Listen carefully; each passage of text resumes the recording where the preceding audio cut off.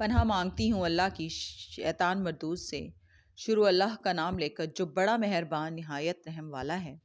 जो माल माँ बाप और रिश्तेदार छोड़ मरें, थोड़ा हो या बहुत, उसमें मर्दों का भी हिस्सा है और औरतों का भी।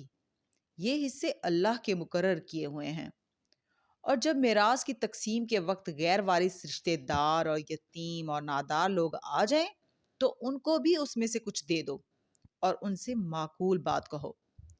और ऐसे लोगों को डरना चाहिए जो ऐसी हालत में हों कि अपने बाद नन्हे नन्हे बच्चे छोड़ जाएं और उनको उनकी निस्बत खौफ हो कि हमारे मरने के बाद उन बेचारों का क्या होगा। बस चाहिए कि ये लोग अल्लाह से डरें और दुरुस्त बात कहें।